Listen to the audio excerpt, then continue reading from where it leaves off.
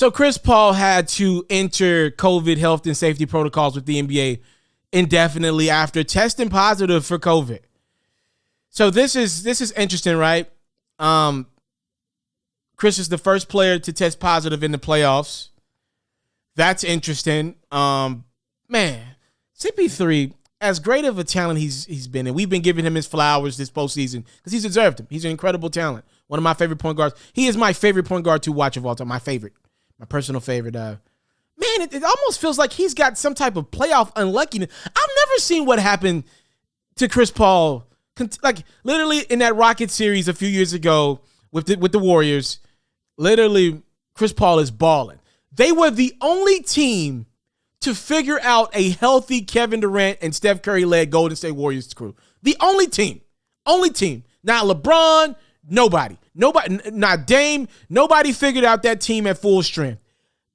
Chris Paul and the Rockets had the Warriors beat. They were up 3-2, and at the end of that game 5, pop goes the weasel. Hammy gives, and he can't go game 6 and game 7. And now the fact he's the only guy that's tested positive in the playoffs. Like, how is that possible? Here's the good news. He's out indefinitely, but the time frame for a vaccinated athlete to miss, and Chris apparently did get vaccinated in February. It leaked out. The time that a vaccinated player has to miss is a lot shorter. For those who don't know, you can still catch COVID if you're vaccinated. I am vaccinated. I don't live with the fears that I had maybe a few months ago before vaccination. Obviously, with COVID, we're still figuring out a lot about this virus. There are no 100% definites, but what we are learning is the chances of somebody having symptoms with the vaccination are slim, and the chances of somebody passing away and passing COVID are even slimmer. So hopefully that means Chris Paul, at worst, misses one game. Here's the thing. If the Clippers are able to take care of business in game 6, and if you needed any more extra incentive to get it done in game 6, this is what you need, Los Angeles. It will only be the Clippers to lose in game 6 and losing Utah in game 7. But think about it. They're without Kawhi for who knows how long.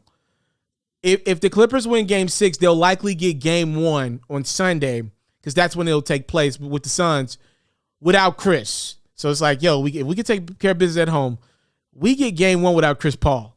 And that's a big bonus, especially without them having Kawhi. So you could easily steal home court in game 1. If I'm Clippers, it's like, we got to take care of business in Utah. We got to.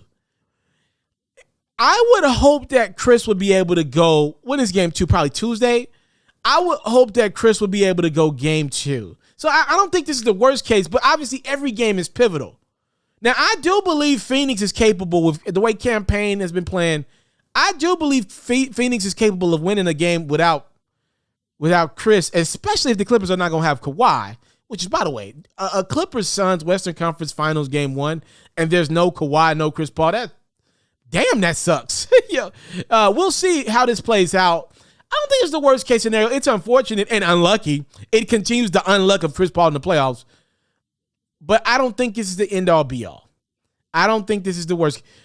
Now, had Utah won game 5 and had Utah won game 6, obviously Utah's won out west, I think it would have hurt a lot more if the Suns wouldn't have had Chris for game 1, and even if it boiled over into game 2, depending on how long.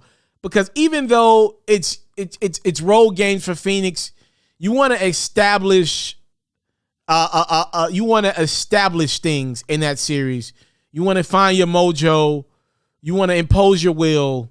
But because it's the Clippers and they'll probably not have Kawhi, I don't think it's the end of the world for Phoenix Suns fans that Chris will likely miss game 1. We'll see, though, what happens. Hopefully he doesn't miss any time.